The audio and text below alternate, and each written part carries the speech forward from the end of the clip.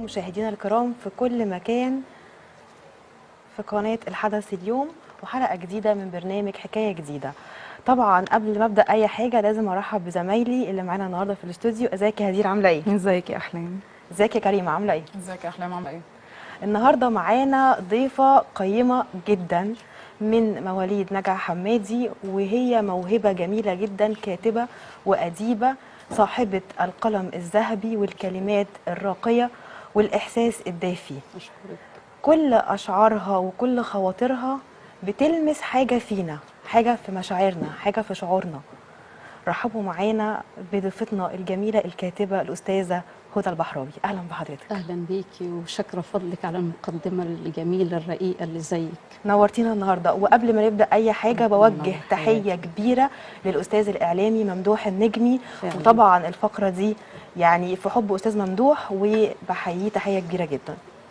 نورتينا يا فندم. ربنا ينور حياتك يا برحب بحضرتك من تاني. أهلا وفي وسهلا البدايه بحضرتك. يعني عايزين حضرتك تعرفينا بنفسك اكتر، لان مشاهدينك عايزين يعرفوا عنك معلومات اكتر وعن دراستك والتحديات اللي واجهتك في البدايه.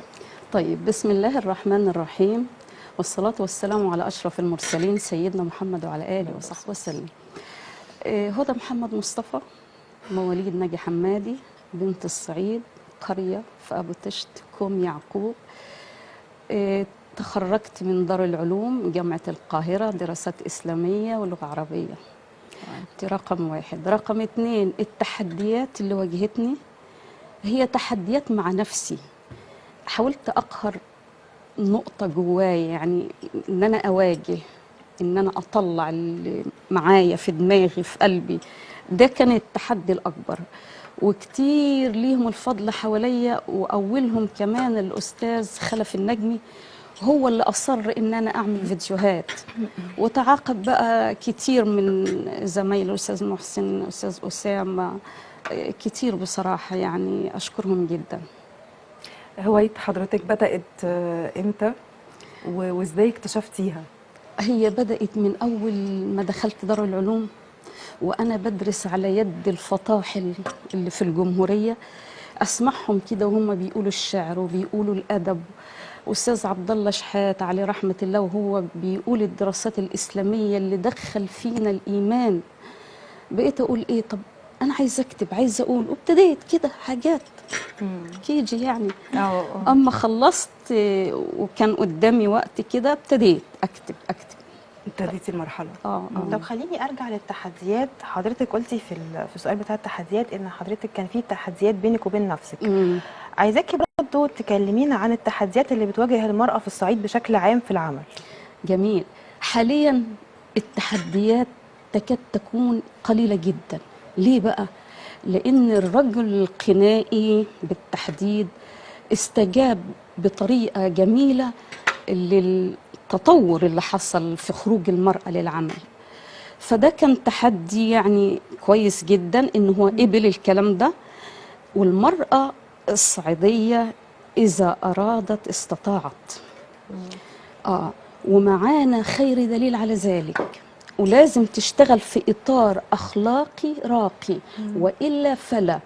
معانا عميدة المرأة في الصعيد، إنا أستاذة فريال الحمدية. معانا الأديبة الجميلة كواعب البرحمي. معانا القصة الروائية الشابة الجميلة جلاء عزة الطيري.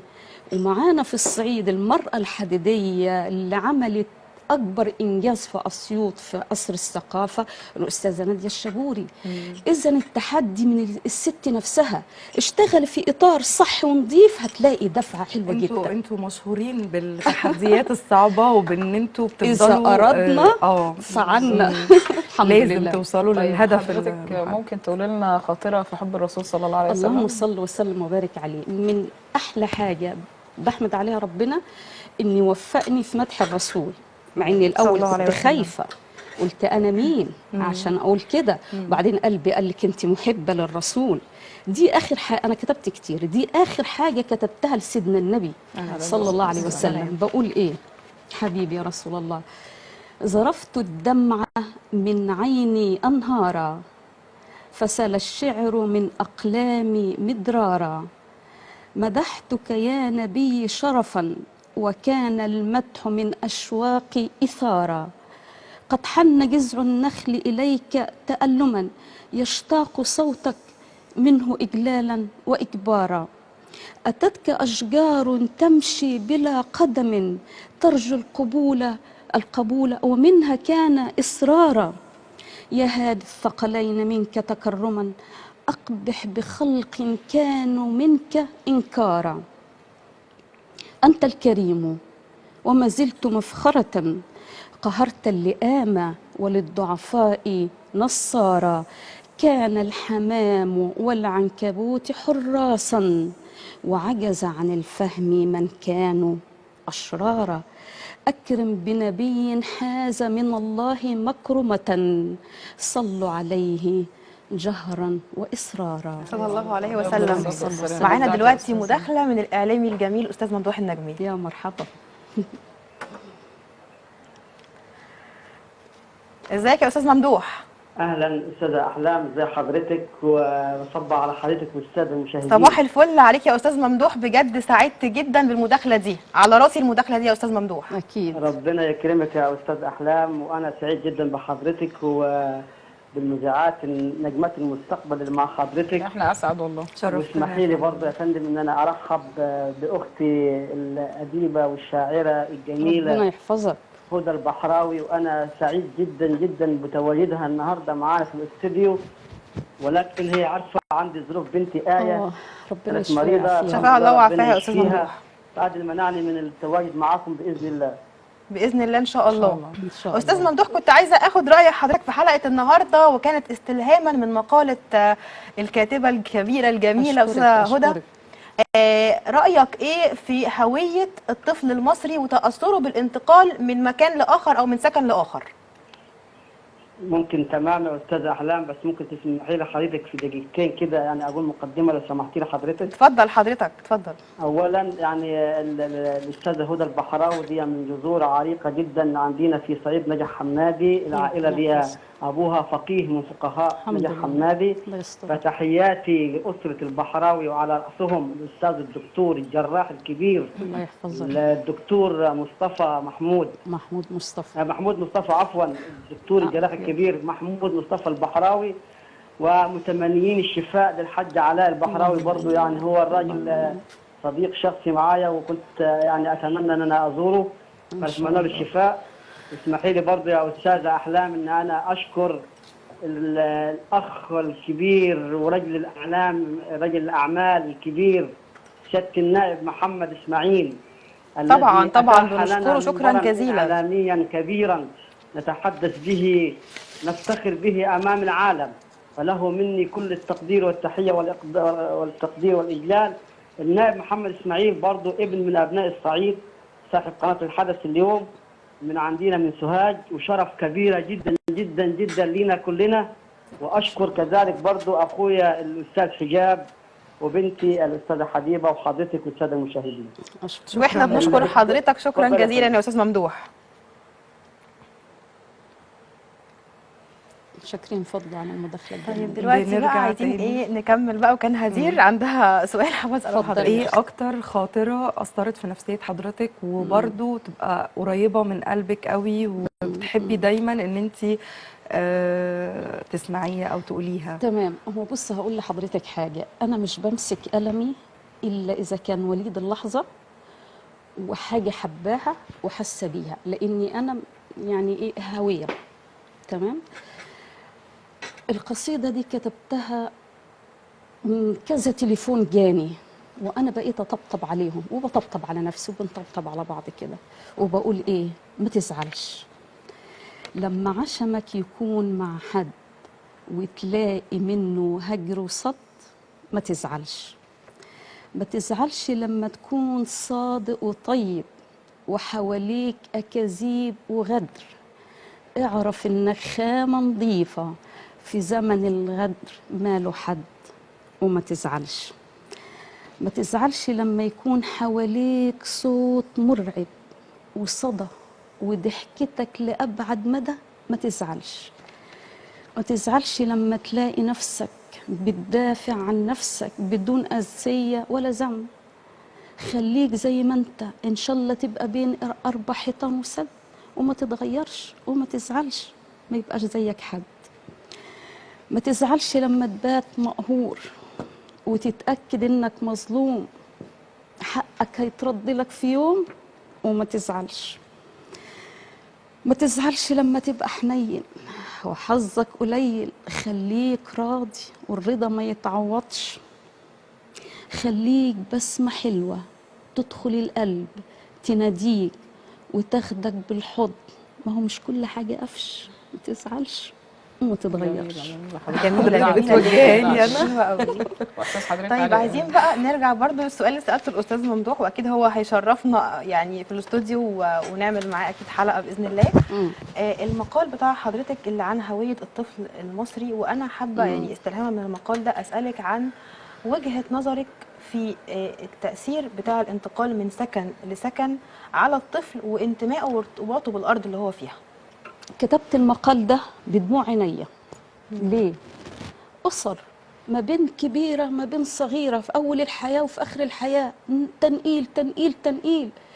يا أستاذة، طب أنا إيه في إيدي إيه غير ألمي؟ دي كارثة. إحنا بنغير حاجات أخطاء، بس ما نعملش مصيبة تانية قدامها. القانون الجديد ده يعني إيه أسيبه في يد المالك؟ ده المالك ده بقى خلاص جبار تمساح، ما انا تعبت، ما انا ببدأ. لا مش كده، يتحط قانون يلزم المالك يكون على الاقل 5 سنين. الطفل ده يبقى حاسس شويه بانتماء للمدرسه، ترابط مع مدرسه هنا وكيجي هنا وده هنا. العيال محطمه نفسيا، الناس الكبيره تعبت. انا اعرف ستات يعني لسه شباب ما بيفرشوش النيش ولا بيحطوا الستاير. قالوا لا، ده احنا كل سنتين بنجري، يلا اقلب. طيب برضو عايزين يعني برضو ناخد رأي حضرتك في موضوع السوشيال ميديا وتأثيرها على المراهقين ما بين زمان ودلوقتي. ده في منتهى الخطورة والله. الأسرة إن لم تنتبه لهذا فهي في بيتها قنبلة موقوتة. بس ساعات بتبقى يعني ضغوط، بتبقى حاجة مجبرين عليها، مش حاجة يا أستاذة في ايدين الواحد. لا لا، الضغوط دي لما تحتويها وتبقي زي الأسفنجة كده، أفضل ما هتنفجر قدامك. الواحدة متخيلة إن ابنها هادي وكيوت ما فيش مشكلة. مين قالك كده؟ ده أنت مشترك في تربيته معاكي مجتمع بحاله بره، مدرسة، السوشيال ميديا. أطفال بيسألوا الجدات اللي في سني أسئلة إحنا ما كناش نعرف ولا نتجرأ نسألها. طب ليه؟ بصوا في المحمول طفل صغير اخترق وشاف. فالقضية دي في منتهى الخطورة. يا ماما خدي بالك من ابنك وبنتك، راقبيهم جوه وبره. دي رسالة، دي أمانة في رقبتك، مش هتأديها انت خنتي الأمانة. ماليش دعوة، بتقولي بشتغل مضغوطة معرفش ايه، عندك للمرة التانية قنبلة موقوتة في البيت، خدي بالك منها تنفجر في أي وقت. ده حقيقي. دي حاجة. الحاجة التانية بقول للأب خد بالك من لقمة عيشك. الضغوط والغلا والبلاء مش يدفعك انك انت تأكل ولادك لا، حرام. يكون في رقابة على الطفل جوه البيت هتخسر. وعلى الأم المراهق. والأب. وليخشى الذين لو تركوا من خلفهم ذرية ضعافا خافوا عليها فليتقوا الله وليقولوا قولا سديدا. طيب حضرتك طبعا في مسيرتك تعرضتي لعدة انتقادات كبيرة جدا، تمام؟ عايزين نعرف ايه الانتقادات اللي اتوجهت لحضرتك وازاي عرفتي تواجهيها. والله الحمد لله رب العالمين، أنا عندي سعة صدر. أنا آخر حاجة حد بيقول لي أنت عاملة نفسك بتكتبي الشعر، هزلت. واضح على حضرتك في الإلقاء هزلت. قلت له ليه يا بابا هزلت؟ هم ليه؟ بيهاجموا اي حد بيعمل حاجه أي حد ناجح. بره ناجح. الصندوق او حاجه كرييتيف او حد ناجح، والله. بيبداوا ينتقدوا خلاص. عموما أنا بسمع.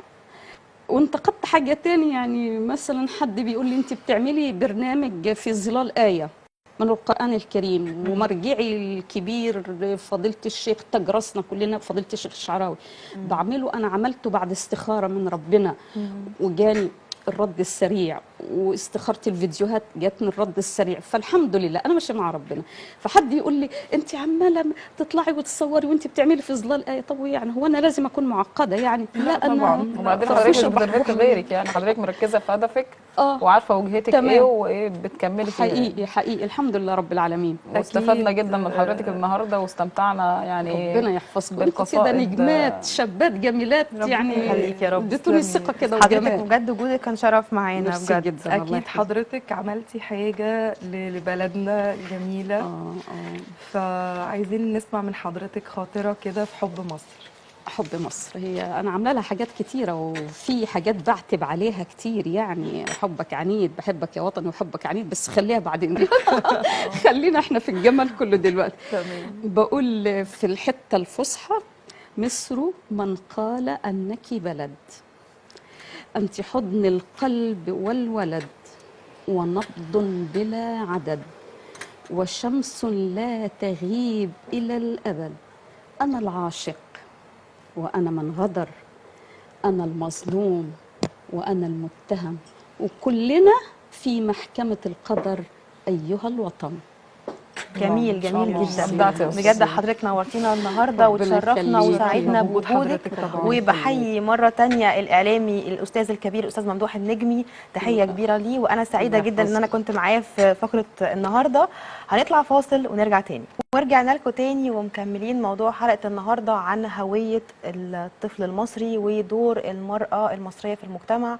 واستئنافا للحلقه السابقه معانا الضيف المميز الاستاذ مدرب التنميه البشريه واخصائي العلاقات الاسريه الاستاذ احمد اسامه. اهلا وسهلا بحضرتك. اهلا بحضرتك. اهلا بحضرتك. منورنا النهارده. بنورك والله يا استاذه احلام. حابه ان انا اسال حضرتك عن رايك في تصرفات الطفل المعاصر والمراهق برضو المعاصر الفتره دي. طبعا في فجوه كبيره بين الاجيال زمان وبين الاجيال دلوقتي، يعني تحس ان في نوع مختلف ظهر من المراهقين والاطفال. يا ترى من وجهه نظر حضرتك ايه السبب في الاختلاف ده؟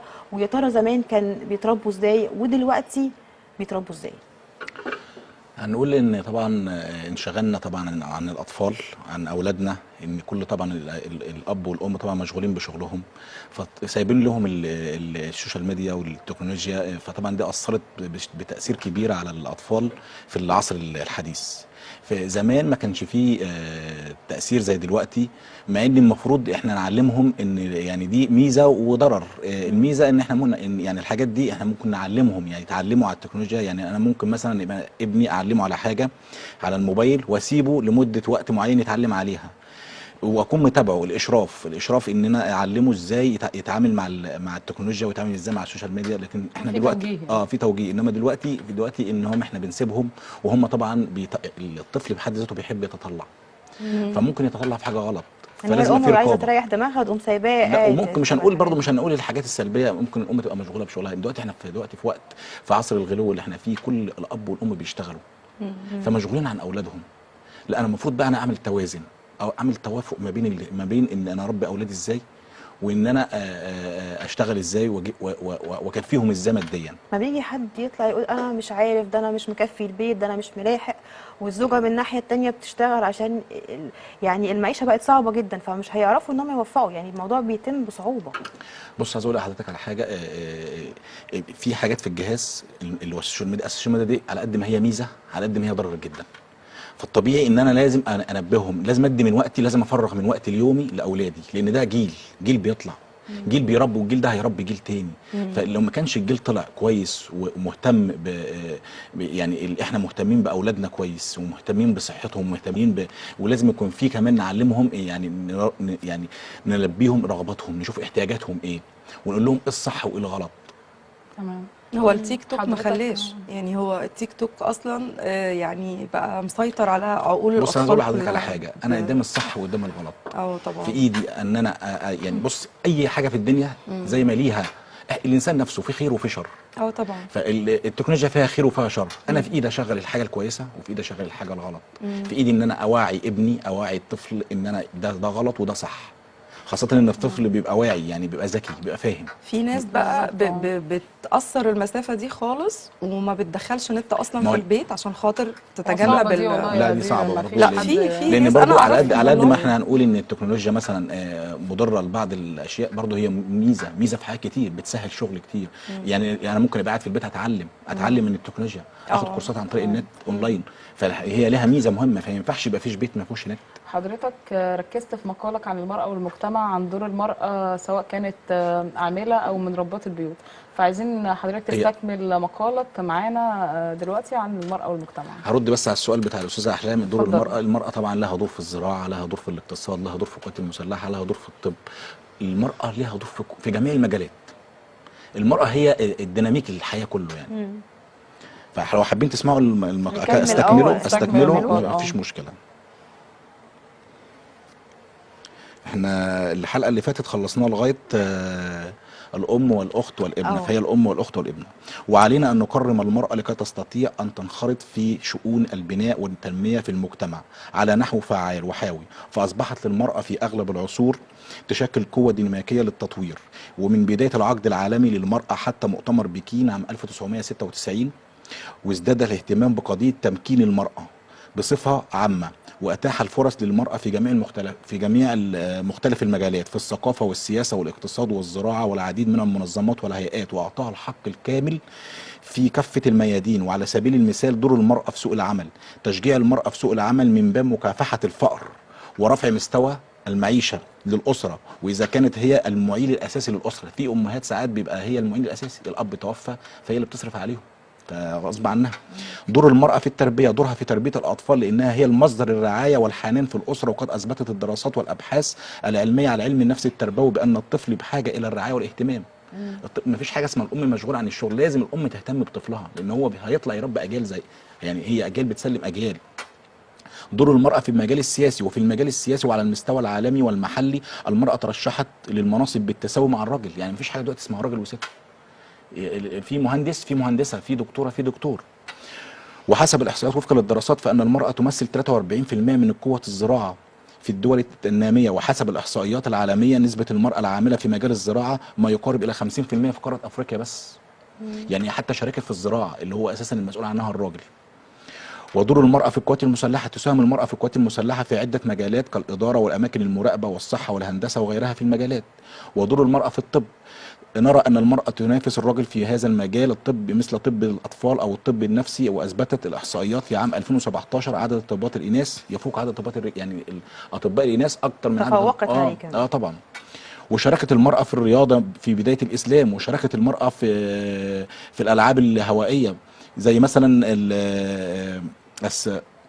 مثل السباحة والطيارة، زي مثلا المرأة المسلمة وفازت المرأة 14 مسلمة في ميداليات، منها ابتهاج محمد أول مسلمة محجبة شاركت في الألعاب الأولمبية اللي هي من دولة الإمارات. الجميل ان حضرتك مقدم نماذج فعلا ناجحه. هو أصلا المقال طويل، فأنا مش وده عايز رد قوي ان الست ما انا يتقالش ان هي عايزه مكانها في حضرتك برضو المطبخ بس. اختصارا تدينا برضو يعني المقال ببوينتس كده مختصره.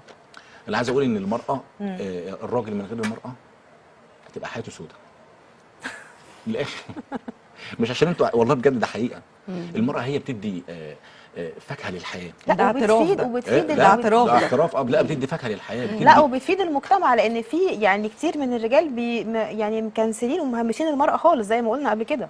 فهي فعلا وهي اثبتت كده وجودها في المجتمع الفطرة لا دلوقتي. تستقيم بالاثنين، ما لا، ينفعش حد دون وفي الاخر رجاله يعني. اصلا يعني ما بتعترفش بالاعتراف اللي لا حضرتك مش بتقوله عايزين، ده. بس مش عايزين العنصريه، لان بص في رجاله كويسه وبتحترم انا بقول لك زوجاتها. في لا، يعني البعض مش وفي البعض رجاله مش كله. بتقدر المراه كويس. هي الست محتاجه غير ايه، غير ان الراجل يحتويها ويقف جنبها ويكون سند ويدعمها كمان في شغلها، ويعني بيكون داعم ناجح ليها.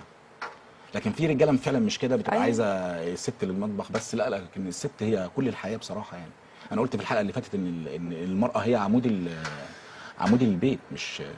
طيب في ظل الامكانيات والتطورات الكتير اللي بنشوفها، حضرتك بتوجه نصيحه للشباب المعاصر ازاي يواجه بص كل ده؟ الشباب اللي من دول عايز يطلع يلاقي كل حاجه وردي، لا. وحتى القران الكريم قال لك ولقد خلقنا الانسان في كبد. وفي آية برضو بتقول لك فإن مع العسر يسر، يعني عشان تبقى إنسان ناجح وعشان تتعب لازم عشان تعيش مبسوط لازم تتعب. فأولا إنه ما يبصش نص الكوباية الفاضية، لازم أن يتعب ويشقى ويكون عنده المثابرة ويؤمن بنفسه، لازم يعرف ان هو يكون واثق في نفسه ويشتغل ويطور من نفسه. وبعدين دلوقتي في التكنولوجيا دلوقتي بقت تسهل علينا حاجات كتير غير زمان، يعني زمان ما يختلف عن دلوقتي. فهو الشباب اليومين دول تسهل له حاجات كتير، لكن ما يجيش بقى يبقى عنده احباط ويقول لك لا انا لا، يعني هو الحياه بقت مسهله له حاجات كتير.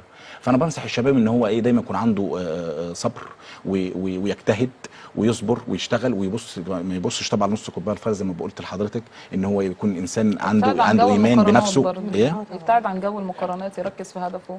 لا هو بص، هو المقارنات دي لو هو عنده ثقه في نفسه مش هيبص للكلام ده. هي ثقته بنفسه هو اللي هتخليه ينجح ويصدق نفسه. لو صدق اي انسان مننا، لو صدق نفسه هينجح. صح. ويكون مؤمن بالشيء اللي بيعمله. ايوه صح. ودايما الحياه بتبقى خطوه خطوه. والاسره برضو بتاثر على النقطه دي قوي يعني. طيب عشان الوقت ما ياخدناش، عايزين برضو نكمل لان موهبتك في الالقاء كانت رائعه، فاحنا حابين برضو يعني في ختام الفقره كده تلقي علينا حاجه نسمعها. انا عندي ايمان ان كلامهم صح ومظبوط، واني وانا بعيد عنك ميت، واني وانا في قربك مظبوط، بيني وبينك مسافات ابعد من اي اتنين، كل اختياراتي اللي بدونك افضل بكتير. لكن من امتى الحب بيبقى عليك؟ من امتى بياخد من الفايض يدي المحتاج؟ من بين 4 مليار واحدة اخترتك، حبيتك وكمان قدرتك، والكلمة اللي بتخرج منك أجمل من أي كلام مسموع. أشبع لو شفتك يوم صدفة، وإن غبت ليالي بموت من الجوع. أسر الموضوع إنك لعنة، وإني أنا ملعون، وإن وجودك على قد ما طيب مش مضمون، وإن وجودك على قد ما طيب مش مضمون، وإن مكاسبي معاكي مجرد تمهيد لبعادك وخسارتي. لحظة ما الناس أمنت بيا انت كفرتي، على ايه بلاقيكي انت جمعاهم، اشتري فيكي يوماتي وبيعهم، وافرد لك قلبي تعدى عليه. حلو قوي. احسنت وابدعت بجد. عايزين نكمل مع حضرتك ونقول ان مشكله العصر ده ومشكله كل عصر ان في فجوه ما بين الاجيال، فطبعا ده بيخلي في صعوبه في تعامل الاب مع ابنه. فعايزين حضرتك توجه نصيحه للاب بكيفيه التعامل مع ابنه بحيث ان هو يكون صديق ليه ويحبه، مش ما يخافش منه يعني. رسالتي لكل اب او كل اب لسه متزوج ومخلف يعني عامة، ان هو لازم يراعي ان في الاطفال اللي طالعه في حاجات كتير متاحه ليهم غير زمان خالص. معنى صح، الشر حواليهم، الشر في موبايلك، الشر في الصحبه، في البيئه، في الكلام ده. فهو لازم يكون ان هو يعني يكون منتبه جدا لتربيه ابنه، ويزرع فيه جواه المبادئ والقيم الاخلاقيه، ويزرع فيه الدين، يزرع فيه اخلاق سيدنا النبي صلى الله عليه وسلم، ويقول له ان ده عيب وده حرام، ويكون متابعه. ومفيش حاجه اسمها مشغول، اصل شغل، اصل. والام كمان لها دور ان هي برضه تعلمه يعني ايه ضمير، ويعني ايه قيم، ويعني ايه اخلاق، وبرضه بس الجيل ده صعب، يعني الجيل ده دلوقتي التعامل معاه يعني بقى فيه عند، بقى فيه هم بيتعرضوا لحاجات كتير بره. فانا كأم او كأب بيبقى فيه صعوبه غير زمان، ما بقاش فيه بص انا عايز طاعه. اقول لك على حاجه، الطفل لما بيتولد لو بدايه ما ابتديت كده، ما هو ابتدى يتكلم كده، ربيته صح، مش هيحصل مشاكل.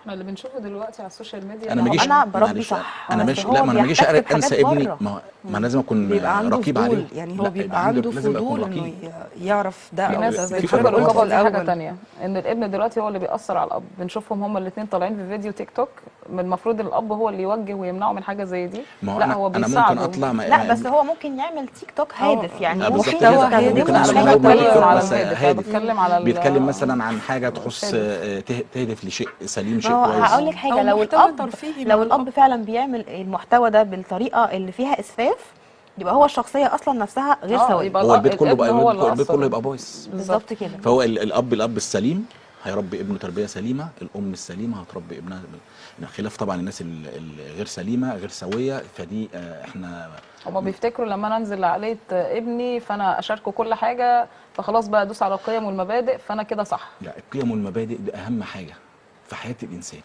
لا خاصه تتناسى. الطفل اللي لسه طالع. الام لها دور اساسي اكتر من الاب، لان مش طبعاً. كل الامهات طبعا بتطلع تشتغل. في ام ممكن تبقى قاعده في البيت، هي واجبها ان هي تربي ابنها كويس وحتى جدا لو هي امراه وتاخد عامله بالها. ده الف ب انا اعرف يعني. ام بتودي بنتها في جامعه، بتوديها الجامعه وتجيبها الجامعه. طب ليه بتعملي كده؟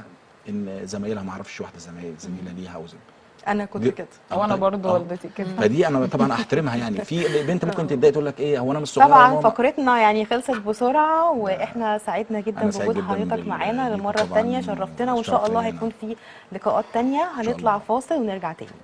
ورجعنا لكم تاني ومكملين حلقتنا النهارده، ومعانا الفقره دي هنتكلم عن مستجدات سوق العقارات، ومعانا ضيف مميز جدا وهو الاستاذ مصطفى زهران، رئيس مجلس اداره شركه ZDC للتطوير العقاري. برحب بحضرتك. اهلا بيك. اهلا منورنا بيك. النهاردة. أهلاً بيك يا أستاذ أهلاً بيك. مصطفى. اهلا بيك. حابه حضرتك تعرفنا بشغلك وتعرف الجمهور بنفسك، وتقول لنا ايه المشاريع اللي حضرتك شغال عليها دلوقتي. انا مصطفى زهران، عندي 36 سنه، صاحب شركه ZTC تطوير عقاري. وZTC اختصار كلمه زهران تطوير ابداع. تمام. آه شغالين في مشاريع اكتر من مشروع، مدينه اكبر من مشروع كبير ان شاء الله شغالين عليه اليومين الجايين. عندنا اهدافي حبه حاجات كده، شويه مستجدات في سوق العقارات، يعني ان انا هبقى ان شاء الله من اكبر مطورين يعني بإذن الله إن الشرق شاء الله. الاوسط ان شاء الله. و دي قصتي يعني. ما شاء الله رغم صغر سنك يعني ما بنحسدش. هي طب الشركه إيه؟ توصيه بسيطه عامه، اه لو في اكتر من شريك معايا فيها. وعندنا المعدات بتاعتنا، هي مسؤوله عن توريدات عموميه وتسويق عقاري. يعني كذا مجال في كذا في مجال مجال فيها، واحد يعني. طب ايه افضل الاماكن اللي بترشحها للمستثمرين ان هم يتجهوا اليها؟ عندك العاصمه الاداريه طبعا نمره واحد، دي هتبقى المستقبل. عندك نمره اتنين حدائق اكتوبر، زايد الجديده، الحزام الاخضر، اسفنكس. الحزام الاخضر طبعا هي مدينه ماسكه طريق اسكندريه الصحراوي، اللي ما كبيرة يعرفهاش فعلاً. كبيره جدا. هي طبعا جهاز مدينه حدائق اكتوبر، جهاز اكتوبر 6 اكتوبر. وعندك اسفنكس دي قصادها الناحيه الثانيه، ماسكه طريق اسكندريه الصحراوي. هما الاثنين نفس المدينه وقريبين جدا لكل الطرق. تمام. عايزين نعرف من حضرتك اكتر الاماكن امان بترشحها للمستثمرين، بتكون يعني فيها امان عالي وجوده عاليه للمعيشه.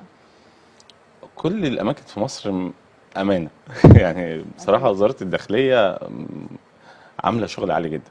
بس اكتر اماكن يعني ممكن تكون ناس فيها جوده عاليه بالنسبه للمستثمرين بتبقى المدن الجديده يعني. عندك المدن الجديده كلها، يعني عندك اكتوبر الجديده، حدائق اكتوبر، زايد الجديده. فعندك ممكن المستثمر النهارده عايز ايه عشان يكسب؟ عايز فلوس، هيدفع فلوس ياخد فلوس، مش عايز اكتر من كده. النهارده المستثمر بيحط جنيه عايز قصاده 3 4 جنيه، مش عايز ياخد قصاده جنيه. فهو النهارده لو ما حطش فلوسه في مكان يعرف يكسب فيها مش هيروح. فاكتر اماكن يقدر يكسب منها الاماكن الجديده، اللي هي بيبقى فيها تطور عمراني جديد، بيبقى وفيها فيها مشاريع، خدمات فيها امنيه خدمات، كتيره. فيها خدمات امنيه، فيها خدمات سكانيه، فيها خدمه معيشه، فيها كل حاجه يعني. ما هي الاماكن دي بتبقى كتير قدامي، انا لما احب اختار يعني بحدد او بقرر على اساس ايه؟ بتحددي على السوق المتوسط البيع والشراء اللي شغال، او الاسعار اللي ماشيه ازاي المناسبه. فالنهارده انت بتدوري على ايه؟ انت البادجت بتاعك مثلا يعني السعر مقابل الخدمه. السعر مقابل الخدمه، بس طبعا في نفس المكان كل مدينه فيها سعر مقابل خدمه، يعني كل فيها اي كلاس بي كلاس كده، كل مكان بيختلف. عندك حدائق اكتوبر فيها اماكن كويسه جدا.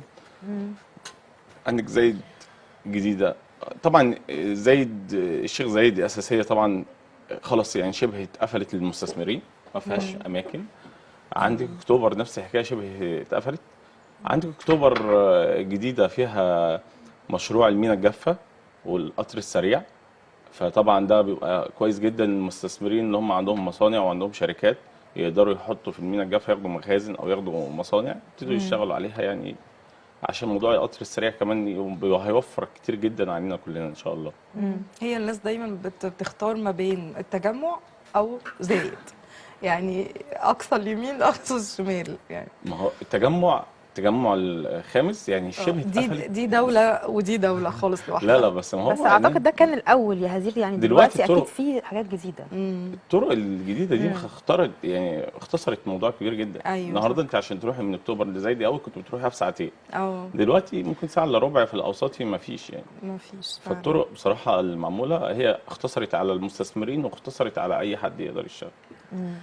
طيب حضرتك كلمتنا ان في الاسكان الاجتماعي عدد وحدات سكنيه هتطرح يوم 27 اكتوبر، وفي كمان يوم 7 نوفمبر.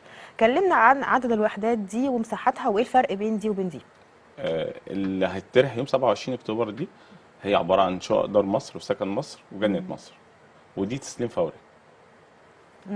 احنا كان ممكن ننزل معانا الصور. صور اهي هي معانا عدد لا عليه.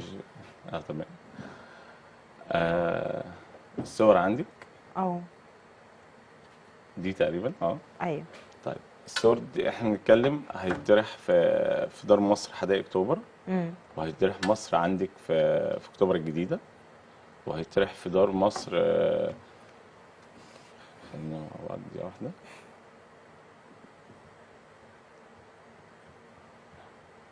عندنا اكتر من مدينه يعني، بس اختلاف بين دار مصر وسكن مصر وجنه مصر.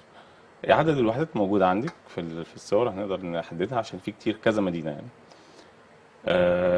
دار مصر هي اكثر رفاهيه فاخره شويه، نمره واحد. ده احنا قصد معانا حضرتك دلوقتي في الصور التوضيبات؟ دار مصر، وحضرتك كمل كلامك هنعلق برضو عليها. عندنا دار مصر هي نمره واحد في في الاسكان، التوضيبات يعني قصد حضرتك؟ التوضيبات والمساحات والسكن امن. كمباون هو عباره عن كمباون، بس الدوله بتقدم فيه طبعا كمباون، بتقدم فيه خدمات امنيه، بتقدم فيه كل حاجه مدعم للناس يعني، مش بنفس اسعار بس الكمباوندات بمستوى التانية، عالي شويه. مستوى عالي جدا، هو تمام. اعلى مستوى موجود. تمام. بعديه بقى بعديه على طول جنة مصر، تمام. دي المستوى اللي اقل منه. بعديه على طول سكن مصر.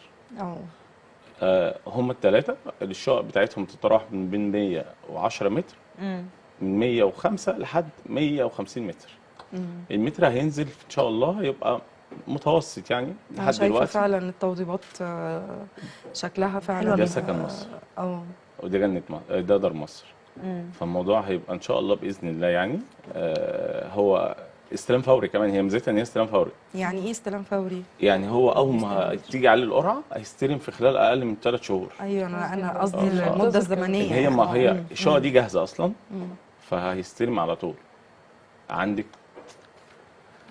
عندك بالنسبه ان الشقق دي كلها هتبقى جاهزه فهيستلموا على طول. فعندك هيدفع 50,000 جنيه في كراسه الشروط في البدايه. في البدايه هيشتري كراسه الشروط من اقرب بريد او اقرب جهاز مدينه ليه تبع ليه. بعد كده المفروض قبل ما يستلم الوحده يكون دافع 30% من قيمه الوحده. ده عند الاستلام. عند الاستلام طيب حضرتك عرفنا ان حضرتك شغال على مناطق حدائق اكتوبر وزايد الجديده واكتوبر الجديده. عايزين نعرف اكتر عن المميزات اللي فيهم، وانا كمستثمر ازاي اطمن واسال في الجهاز قبل ما اشتري فيهم، وايه الجوانب اللي انا اروح واسال عنها.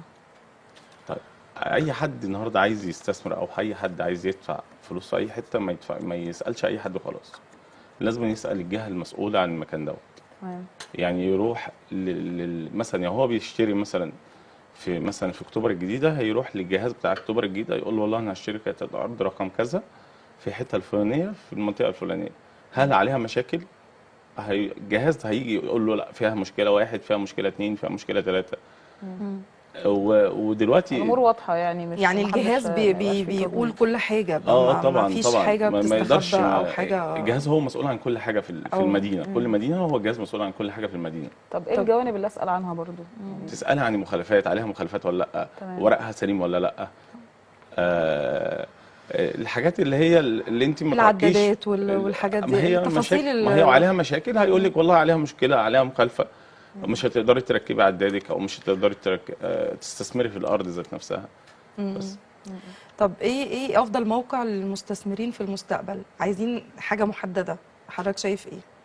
المستقبل أه. عندك الحزام الاخضر، عندك سفنكس، العاصمه الاداريه، حدائق اكتوبر. طيب في اخر اللقاء حضرتك بتنصح المستثمرين بايه، وايه خطتك القادمه ان شاء الله باذن الله؟ الكلام ان شاء الله ان احنا عندنا مشاريع كبيره مش اتعاقدنا عليها، وان شاء الله هننفذها خلال الفتره الجايه. تبقى مشاريع كبيره فيها اسكان وفيها شقق هنطرحها للناس كتيره يعني، وان شاء الله ربنا يكرم يعني هتبقى حاجه كويسه للناس كلها وتفيد كل الناس باذن الله. يا ريت إن شاء الله. تبقى بس يعني مهتمين اكتر بالشباب. هو الشباب هي اساس الموضوع، ما احنا كلنا شباب موجودين، فطبيعي اكيد اكيد. انا قصدي في متناول الشباب. هو متناول، هتنزل كلها في متناول. يا ريت. يوم 7 اكتوبر اه يوم 11 نوفمبر اه هينزل اسكان اجتماعي. اه الاسكان الاجتماعي دوت هو ده معمول اصلا للشباب. ده اهم دي حاجه. الشقه دي 90 متر امم من 90 ل 100. تمام. تمام. في متناول الشباب بيبقى طبعا كل الناس بيبقى، بس الاولويه طبعا للارمله اه والذوي مطلقة. احتياجات امم ومطلقه، وبعد كده بيخش بقى طبعا اللي يعول او اه المتزوجين وكده. اه وبعد كده الشباب طبعا يعني الدوله برضو مش هتدي واحد لسه ما اتجوز شقه وهتسيب اللي متجوز ومعاه عيال او دي تسيب الأولوية الأرملة. للمتزوجين في اولويه محطوطه يعني اه عشان ما حدش يقول لك في هاتي. خطة لكده. ما بنصحش الناس تدي حد فلوس يقول لهم انا هخلص لكم حاجه، مفيش الكلام ده خالص. طبعا احنا سعدنا جدا بحضرتك ووجودك معانا، بجد شرفتنا شكرا ليك. وبنشكرك جدا. شكرا ليك. تشرفنا بحضرتك يا شكراً. استاذ مصطفى. وطبعا ده كان ختام حلقة النهاردة، استنونا بإذن الله الأسبوع القادم في حلقة جديدة من برنامج حكاية جديدة.